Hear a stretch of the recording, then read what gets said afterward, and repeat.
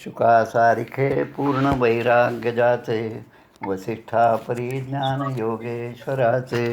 कवी वाल्मिका सारिखा मान्य ऐसा, नमस्कार माझा सद्गुरु रामदासा. श्रीराम मला वाटते अंतरी त्वा वसावे, तुझ्या दासबोधासी त्वा बोध व्हावे. अपत्या परी पाववी प्रेमग्रासा, महाराज या सद्गुरु रामदासा. जय जय रघुवीर समर्थ. आपण आता या पहिल्या श्लोकामध्ये, म्हणजे कसं आहे, प्रत्येक श्लोकामध्ये 4 चरण आहेत.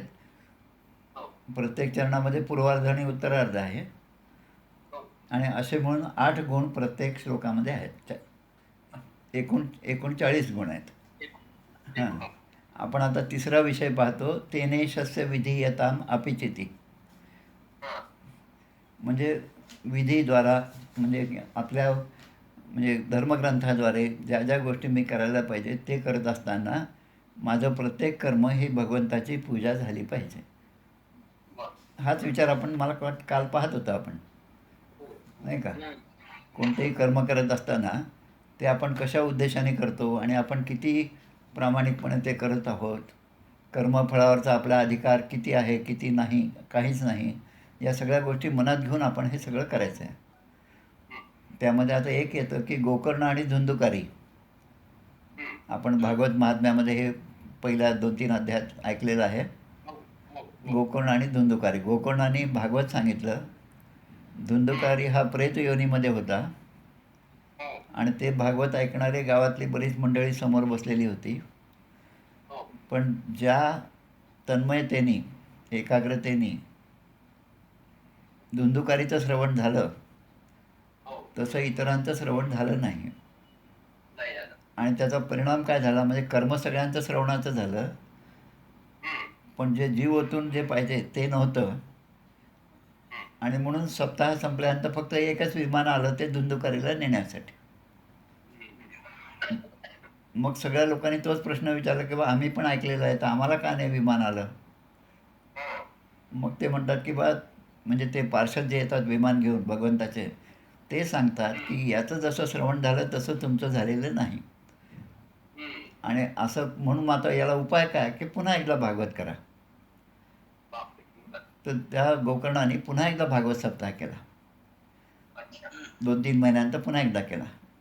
आणि मग दुसऱ्या भागवताच्या वेळेस मग अनेक विमान त्या ठिकाणी आली, आणि त्या सगळ्या श्रोत्यांना ज्यांनी श्रवण केलं त्यांना विमानात घेऊन वैकुंठ लोकात गेली. आता ही गोष्ट त्या काळातली आहे म्हणून ठीक आहे. आज असते तर आमच्यासाठी विमान का नाही आलं हे आपण विचारत नसतं.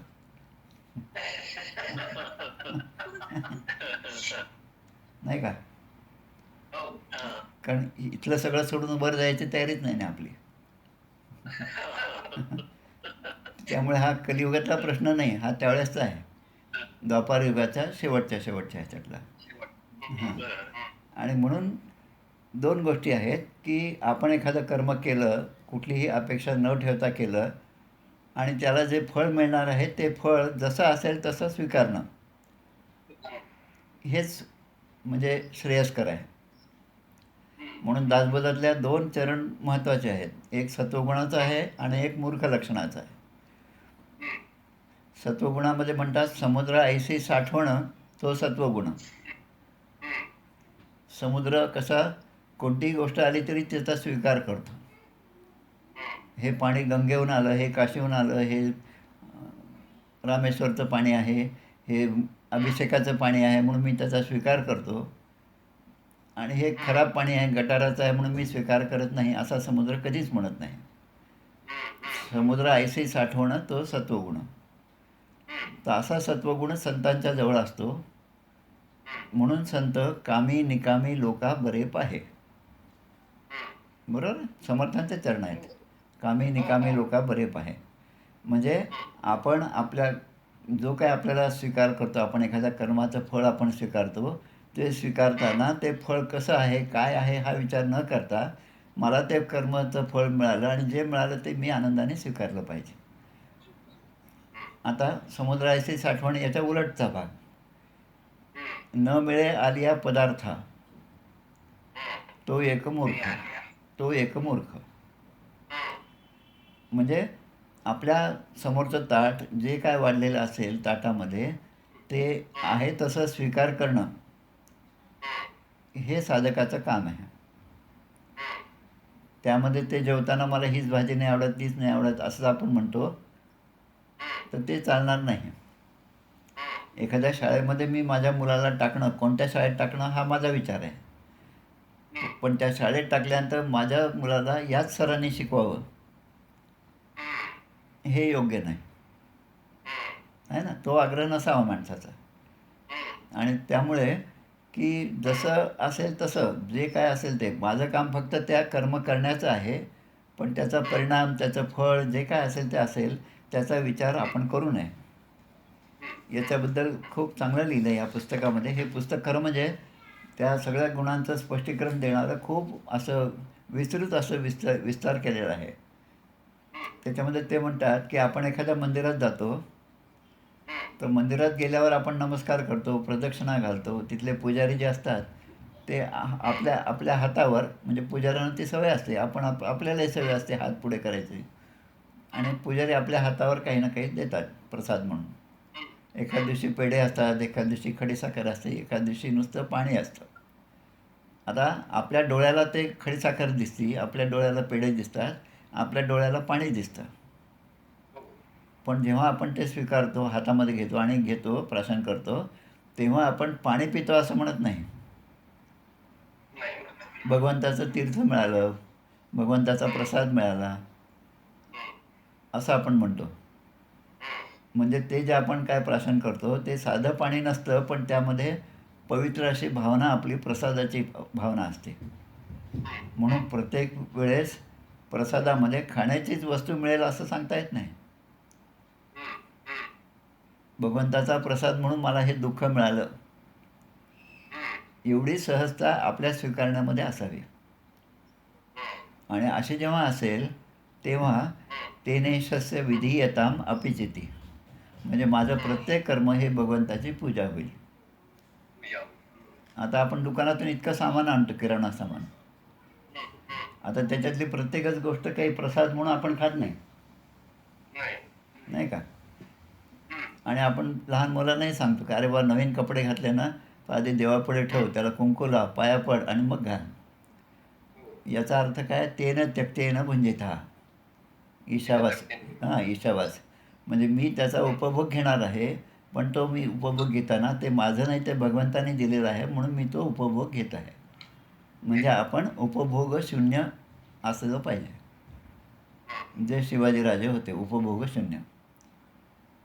आणि म्हणून मी एखादा प्रसादाचं वितरण करत असेल, तर मला कोणी विचारलं तर मी म्हणतो, हो मी प्रसाद वाटत आहे. कशाचा प्रसाद आहे? लाडूचा प्रसाद आहे. तर तर लौकिकाच्या दृष्टीने लाडूच आहेत ते, पण स्वीकारण्याच्या दृष्टीने स्वीकारणाऱ्या माणसासाठी तो प्रसाद आहे. तर तो भाव जो प्रसादाचा आहे ना, त्याला प्रसाद बुद्धी म्हणतात. प्रसाद बुद्धी, प्रसाद बुद्धी. आता आपले स्वामीच प्रसाद आहेत, दुर्गा प्रसाद.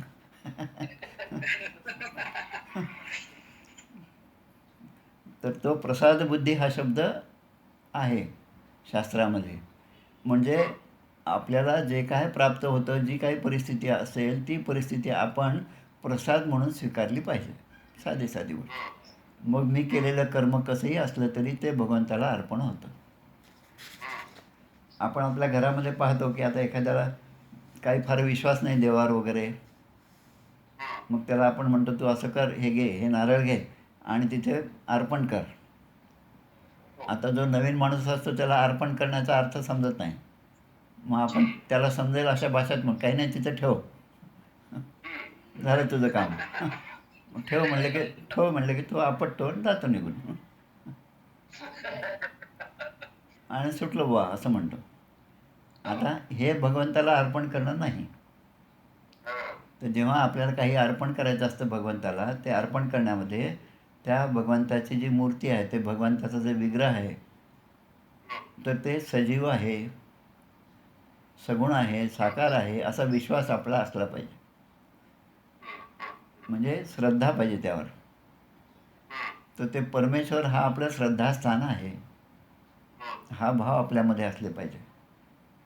आणि एकदा अशा श्रद्धेने आपण अर्पण केलं तर मग त्याचा अहंकार आपल्याला येत नाही. म्हणून श्रद्धास्थान असेल तिथे माणूस बरोबर नतमस्तक होतो. आणि आता हे सगळं केल्यामुळे काय होतं, तर माझ्यातलं जे पुन्हा तेच विक्षेपणे आवरण हे दूर होतात. अज्ञानतिमिरांधस्य ज्ञानांजनशलाकया, हे सगळं आपल्याला त्याचा फरक दिसतो. माझ्यामध्ये असणारं रागद्वेष जे आहे, सुखदुःखाबद्दलच्या भावना आहे, माझं पूर्वग्रह जो आहे भगवंताबद्दलचा, तो आपोआप दूर होतो. आणि ते होण्यासाठी आपलं सगळे कर्म जे आहेत ते आपण त्या भावनेने केली पाहिजेत. आता मगाशी बोलल्यासारखं ते दोन ओव्या आहेत आपल्या आत्मारामामधल्या. आत्मारामामध्ये पहिल्या समासामध्ये समर्थ म्हणतात, जितके काही नासून जाईल, जे अशाश्वत असेल, तुझं समागमे न येईल. 3 गोष्टी. जे नासून जाईल ते, जे अशाश्वत आहे ते, आणि जे तुझ्याबरोबर येणार नाही ते. तर तितुकेचं द्यावे मज. तितुकेचं. आता समर्थाने च लावलंय पण आपल्यासाठी खूप आहे ते. खूप आहे, अवघड आहे आणि अशक्य आहे. ते म्हणतात मला फक्त इतक्या 3 गोष्टी दे म्हणे. जे नासून जाईल ते दे. आता नासून जाईल म्हणजे काय? सगळंच आहे. यदृष्टम तर नष्टम. म्हणजे विचार केला तर हे आहे.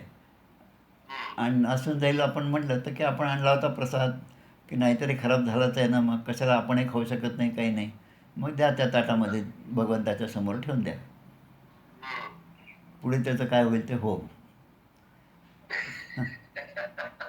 मग भगवंत म्हणतात, तू जे तासभर पूजा केली, सोळं नेसलं, एवढं सगळं स्तोत्र म्हणली, ते मला काहीच नाही ऐकू आलं. ते मला काहीच नाही ऐकू आलं. पण तू ठेवलेलं जे खराब फळ होतं ना, ते मात्र मी स्वीकार केलं. आता म्हणूनच नवे कर्मना धर्मना योग काही. आणि मग पुन्हा समर्थ म्हणतात की हे सगळं नाशिवंत, हे सगळं अशाश्वत, जे तुझ्याबरोबर येणार नाही, हे सगळं घेऊन मी तरी काय करणार आहे. मजही ते काय करावे, परी तुझपासूनही टाकवावे. तुला ती टाकण्याची सवय झाली पाहिजे. तुझपासूनही टाकवावे. आणि तुवा टाकेले तरी न्यावे तुझं समागमे.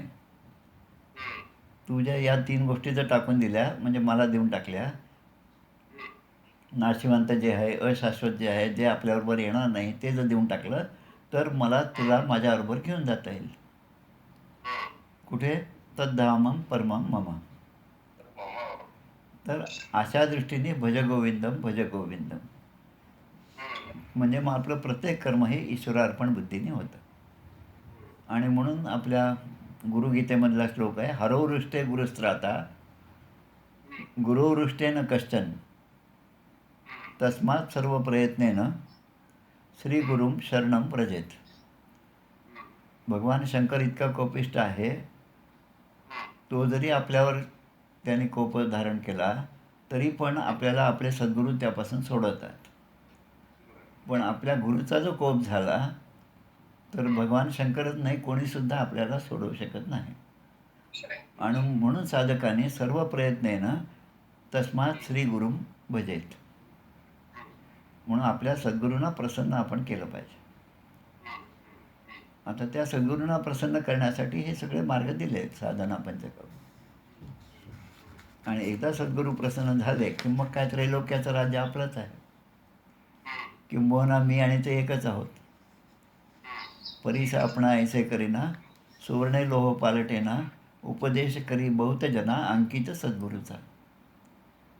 म्हणजे इतका अधिकार त्यांना प्राप्त होतो ज्यांनी आपल्या सद्गुरूंना आपलंसं करून घेतलेलं आहे. आता पुन्हा गीतेमध्ये भगवान सांगतात की मयी सर्वाणी कर्माणी, म्हणजे गीतेमधल्या 3ऱ्या अध्यायातला 30वा श्लोक आहे. मयी सर्वाणी कर्माणी संन्यासाध्यात्मचेतसः निराशीर निर्ममो भूत्वा. निराशी आशारहित निर्मम ममत्वरहित भूत्वा आणि असं झालं आणि युद्धस्व विगत ज्वरः. आणि म्हणून सांगतात की आपलं जे प्रत्येक काम आहे वर्क आहे ते work is worship. Work is worship Wien it is done with full devotion and dedication. जीव ओतून समर्पण भावनेने केलेलं प्रत्येक कर्म ही भगवंताची पूजा आहे. आणि otherwise the work is labour. अन्यथा ते कष्टच आहेत शरीराने केलेले. आणि म्हणून ईश्वराचा अनुग्रह जो असेल तो मी स्वीकारला पाहिजे. त्यामध्ये आपली इच्छा त्यामध्ये टाकू नये. देवाच्या इच्छेने वर्तावे देव करील ते मानावे मग सहजते स्वभावे कृपाळू देव. म्हणजे ती प्रत्येक कर्माचं फळ जे आहे ते आपण त्या भावनेने आपल्याकडे घ्यावे. प्रसादे सर्व दुःखानां हानिरस्य उपजायते प्रसन्न चेतसो याशु बुद्धी ही पर्यवतिष्ठ. म्हणजे दुसऱ्या अध्यायामधला पुन्हा हा श्लोक आहे. आता आपण गडावर जातो. मुद्दाम गडाचं उदाहरण घेतलं.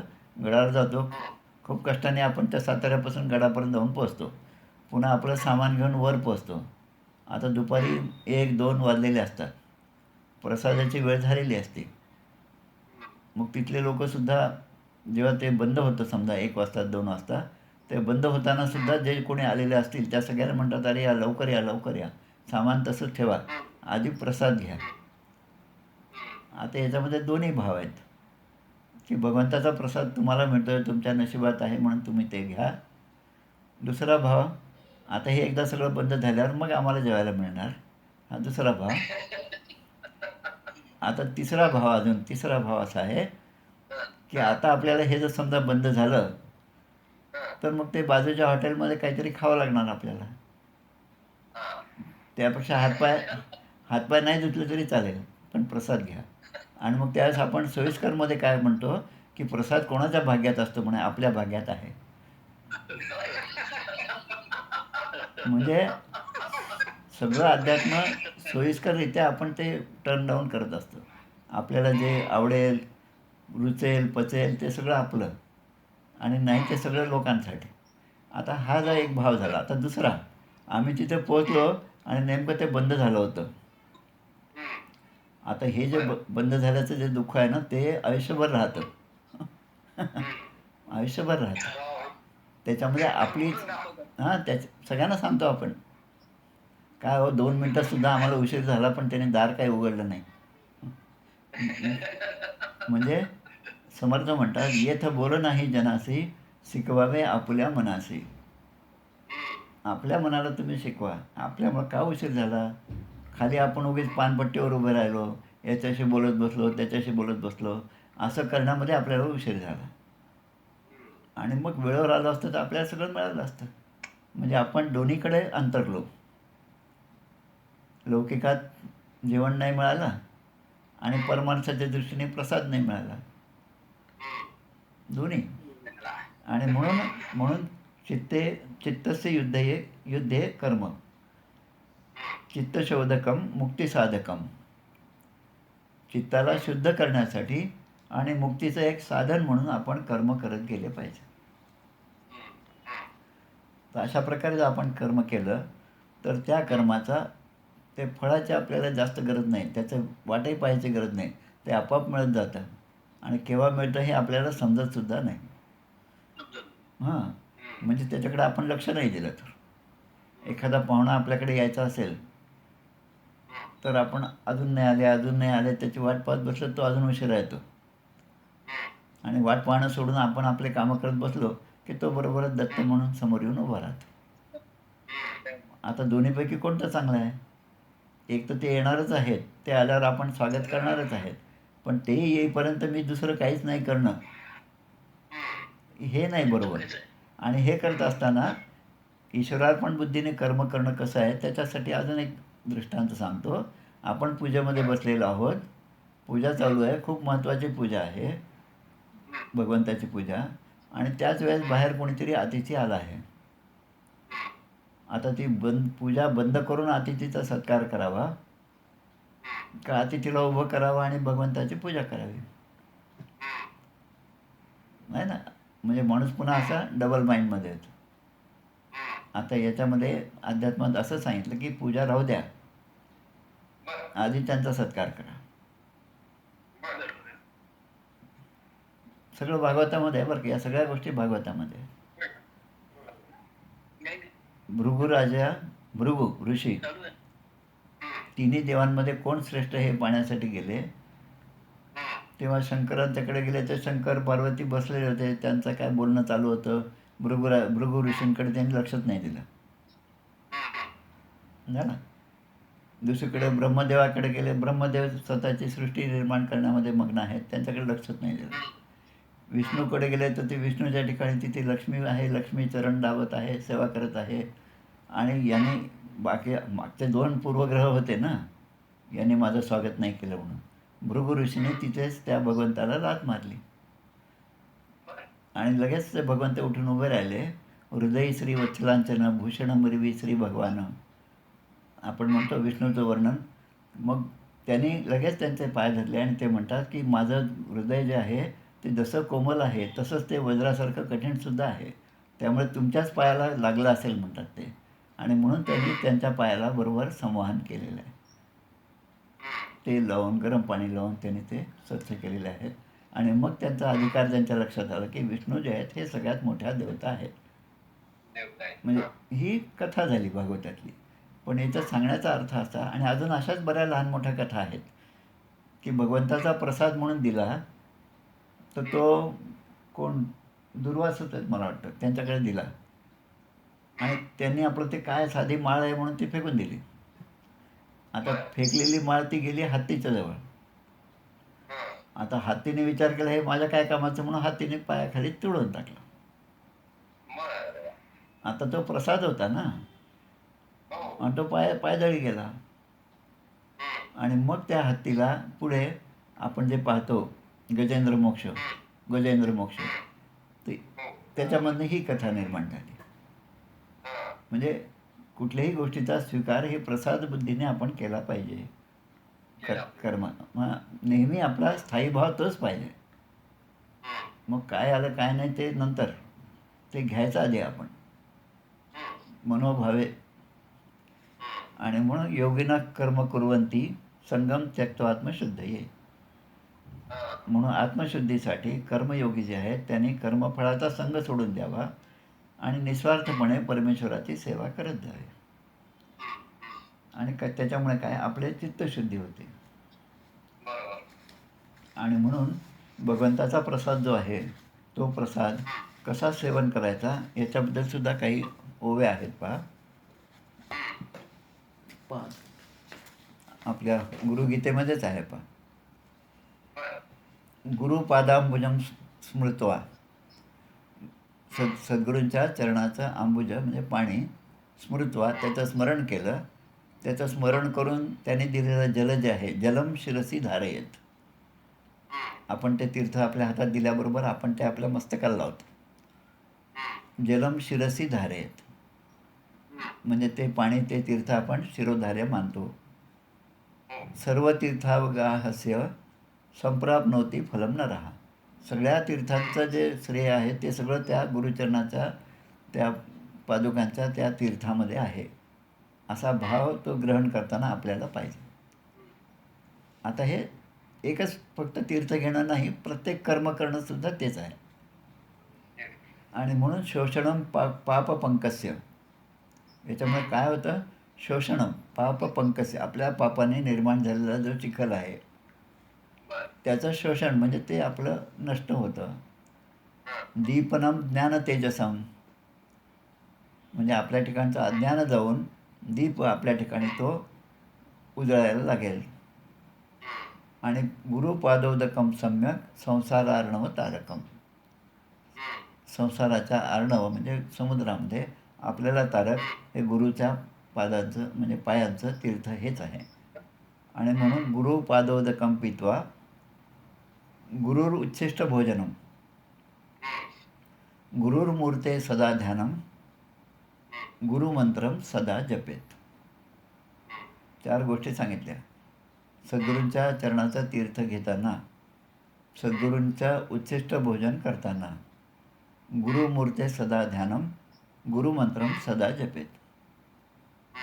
आता सद्गुरूंच्या चरणाचं तीर्थ, सद्गुरूंचा प्रसाद, उच्छिष्ट तो आपण ग्रहण करतो. तर आपण जे काय रोज ग्रहण करतो ते त्यांचं तीर्थ नाही का? तो त्यांचा प्रसाद नाही का? नाही का? सकाळी मी जेव्हा फुलं आणतो वरून 6-6:30ला, तेव्हा तुळशी मी घेऊन येऊ शकतो, पण काही फुलं असतात ते उमलत नाहीत. आणि मग मी नंतर जेव्हा पुन्हा एकदा जातो पूजेच्या वेळेस, तेव्हा मग पाहतो की अरे ते फूल उमललेलं आहे. आता त्या फुलाला ईश्वराच्या चरणी अर्पण होण्यासाठी जे भाग्य आहे ते त्याच दिवशीचं लिहिलेलं आहे. म्हणून मी दुसऱ्यांदा वर गेलो आणि ते फूल आणलं. आता ते जर भाग्य त्या फुलाचं नसेल तर मला वर जाऊन ते फुल आणण्याची म्हणजे बुद्धी पण झाली नसती. आहे की नाही? आता वर जेव्हा एक 4-5 फुलं पाहतो तेव्हा आपण त्याच्यातलं एखादं फूल तोडतो, बाकीचे तोडत नाही. बाकीचे तर तेव्हा मी असाच विचार करतो, अरे आपण हे फूल तोडतोय, इतर तोडत नाही, मग त्याने कोणतं पाप केलं? आहे की नाही? आहे की नाही? तर त्याने कोणता पाप केला असा विचार केला म्हणजे आपल्या मनात विचार म्हणजे आपल्या मनामध्ये ह्या सगळ्या गोष्टी आल्या पाहिजेत. आहे की नाही? आता पंढरपूरला इतके वारकरी जातात, त्या त्या वारकऱ्यांमध्ये दोघांचं फक्त त्या ठिकाणी वेगळे त्यांना काढतात आणि त्यांच्याकडून पांडुरंगाची पूजा होती. म्हणजे वारकऱ्यांच्या तर्फे प्रतीक म्हणून त्या दोघांची पूजा त्या ठिकाणी होती. ते दोघे पूजा करतात पांडुरंगाची. आहे की नाही? आणि मग त्या वारकऱ्यांचा सत्कार होतो. हे जे आहे, आता त्यांचा सत्कार होत असताना माझ्या मनामध्ये काय आलं पाहिजे ते सांगतो. म्हणजे मग प्रत्येक कर्म आपलं भगवंताला अर्पण कसं होतं ते सांगतो. आम्ही जेव्हा 50-60 जण इथून बस घेऊन गेलो होतो मोहन कुलकर्णीच्या बरोबर, तेव्हा बरेच माणसं बसमध्ये होते, सगळे होते. आपले दासबोध सगळे वाचलेलेच होते. पंढरपुरामध्ये गेल्यानंतर तो तिथल्या भगवंताची पूजा करण्याचं एक ठरलं. वास्तविक त्या ठिकाणी दुसऱ्या माणसाची पूजा होती, पण ते आले नाही म्हणून आम्हाला रात्रीच निरोप मिळाला की उद्याची पूजा सकाळी 5 वाजता तुमच्याकडून होईल. आता हा निरोप आल्यावर निरोप सांगणार ते पुन्हा मला सांगणार ना. तर आल्याबरोबरच मी म्हटलं की बा मी काही पूजा करणार नाही. आता एवढे सगळे आपले सगळे लोक आहोत, यापैकी कोणीतरी पूजा केली पाहिजे. आणि म्हणून मी आमचे वांगेकर साहेब आणि त्यांची पत्नी वहिनी आमच्या त्या दोघांचं नाव सांगितलं आणि हे दोघे पूजा करतील म्हटलं. आता पूजा दुसऱ्याने केली तरी ते पाहत असताना माझ्या मनामध्ये आलं पाहिजे की अरे पूजा करणारा तो दुसरा नाही, मीच आहे. तर आपण ते पाहिलं तरी आपली ती पूजा झाली. पण माझ्या मनामध्ये आलं मी विनाकारण त्यांना पूजा करायला दिली, त्याच्यापेक्षा मी केलं असतं तर बरं झालं असतं. म्हणजे हे जे आहे ना, बुद्धी, संकल्प, विकल्प हे सगळेच आपण सोडले पाहिजेत. आणि मी त्यांना दिल्यामुळे ते पण भाग्य मलाच मिळालं की नाही. सद्गुरूची सेवा करण्याचं भाग्य रोज मी सेवा करतो, पण आज दुसरा शिष्य आल्याबरोबर त्याला देण्यातसुद्धा सद्गुरूंची पूजाच आहे. असं सद्गुरूंच्या जवळ सेवेला असणाऱ्या प्रत्येकाला वाटलं पाहिजे. आणि आमचे चिंचोळकर एक वाक्य सांगायचे या संदर्भात, निअरर दी चर्च, निअरर दी चर्च, फार्दर दी क्राइस्ट. म्हणजे जो चर्चच्या जितक्या जवळ असेल तितका तो येशू ख्रिस्तापासून दूर असतो.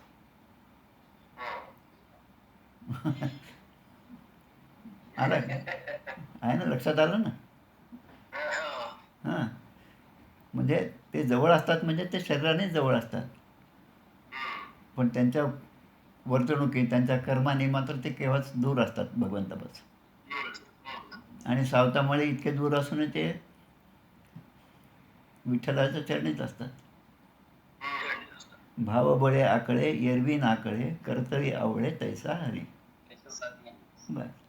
आता एवढं जर स्पष्ट हरीचं रूप असेल तर माझ्या कर्मामध्ये प्रत्येक कर्मामध्येच हरी आहे.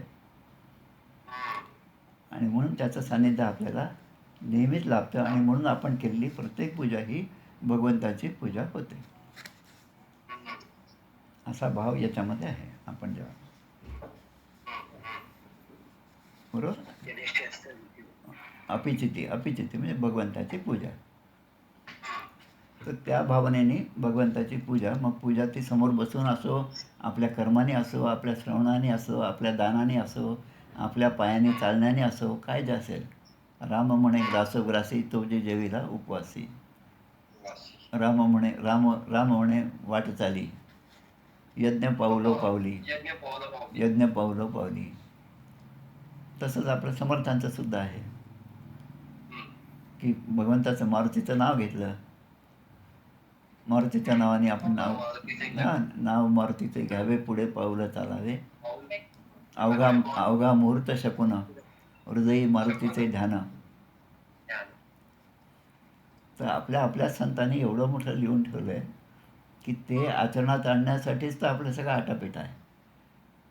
आणि मग आपलं सोडून पुन्हा दुसऱ्याचं पुन्हा आपण जर पाहत बसलो तर स्वधर्मम निधनम श्रेय परधर्म भयावह.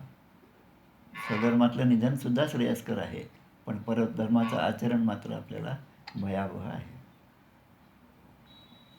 म्हणून आता पुढचा जो आहे, पुढचा गुण दिलेला आहे तो त्या दृष्टीने आहे. आता कर्माचं झालं आपलं. पुढचा काय, काम्ये मतीस त्यजताम.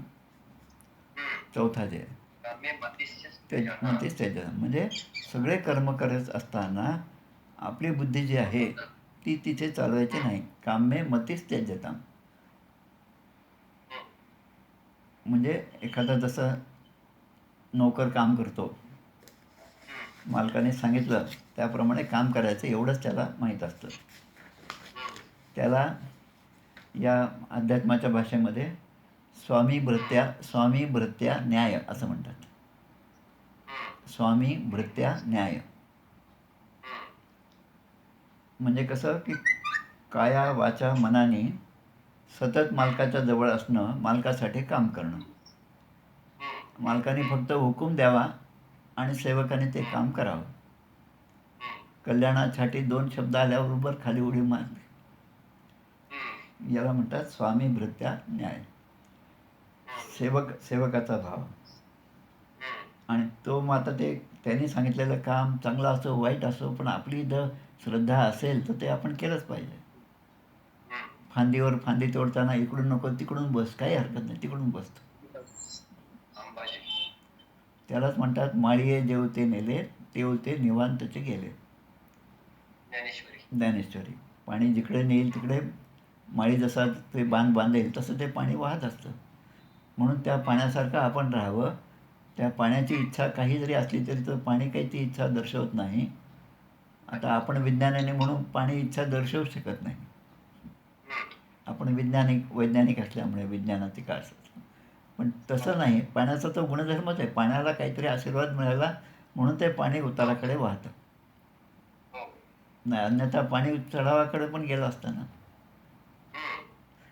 पण पाणी चढावाकडे जातं याचं पण उदाहरण आहे बरं का. ते पण आपण बारकाईने लक्ष दिलं तर आपल्या लक्षात येईल. आमचे द्वावा केळकर नेहमी हे उदाहरण सांगायचं. हां, नारळाच्या झाडाला पाणी कुठे देतो आपण? खाली. कोणत्याही झाडाला पाणी आपण देतो, जमिनीलाच देतो ना. पण ते पाणी वर त्या नारळात कसं निर्माण होतं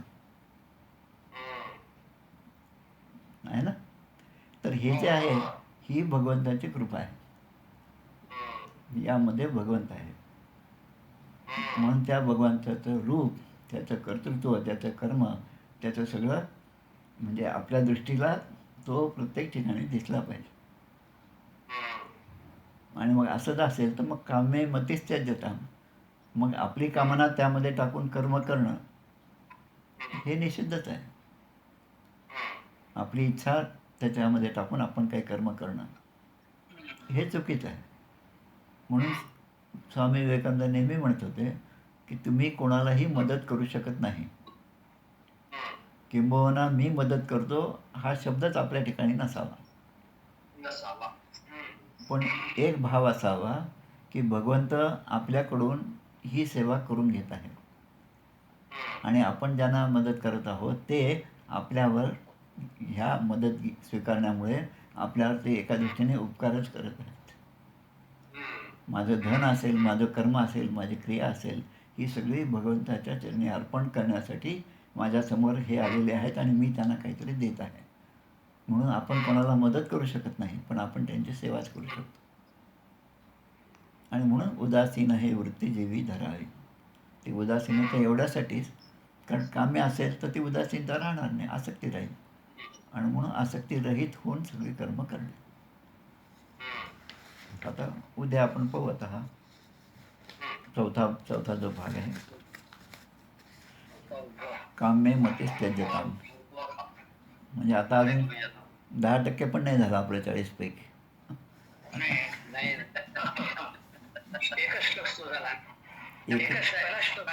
एकच श्लोक, त्यातलं दुसरं चरण, एका श्लोकातले दुसरं चरण, म्हणजे उत्तरार्ध. 2 ओळीतला उत्तरार्ध तो म्हणजे आता उद्या होईल.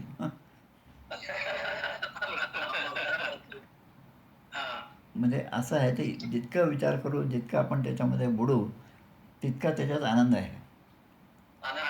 आनंद आहे. नाही तर मग नाही तर मग काय, कॅसेट लावली श्रीराम जय राम जय जय राम, तर ते 10 मिनिटाची असेल तर 10 मिनिटांनी संपते, 15 मिनिटाची असेल तर 15 मिनिटांनी संपते.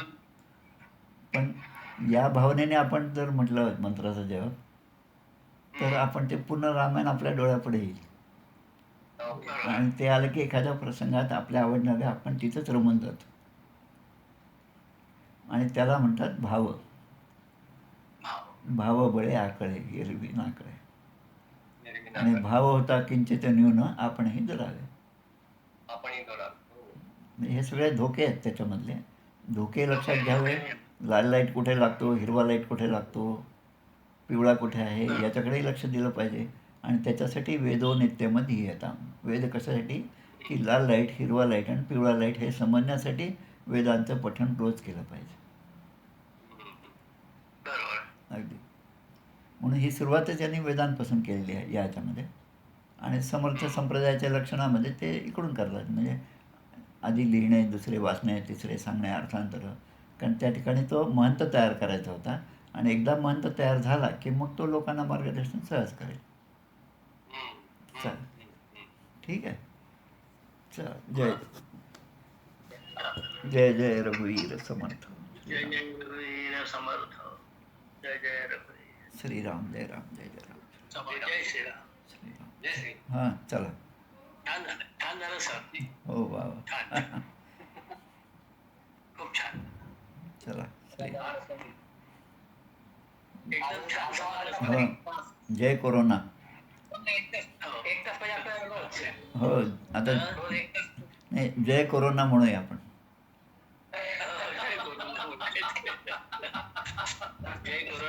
म्हणजे त्याच्यातनं सुद्धा आपण काहीतरी आपलं हितच पाहिलं पाहिजे.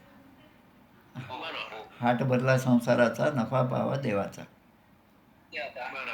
तसं मोदीने म्हटल्याप्रमाणे मर्यादा पुरुषोत्तम, म्हणजे मर्यादा राखून चाला. मर्यादा राखून चाला. हां, 2 गज दुरी. चांगलं. आपल्याला सोशल डिस्टन्स सांगितले, ते मर्यादा राखून. हो, आणि सोशल डिस्टन्स. हो, आणि आपण हे पाळतोच ना, आपणच पाळतो हे. म्हणूनच आपण दोन्ही हाताने राम राम करतो. दुरुनी माझा नमस्कारू. ते सोशल डिस्टन्सिंगच आहे ना.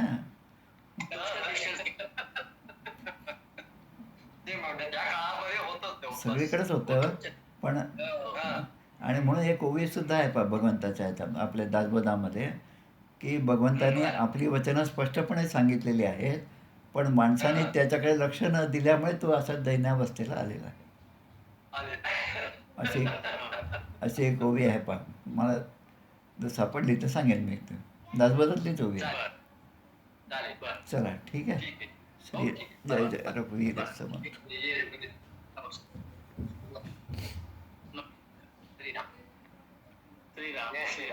श्रीराम जय जय रघुवीर.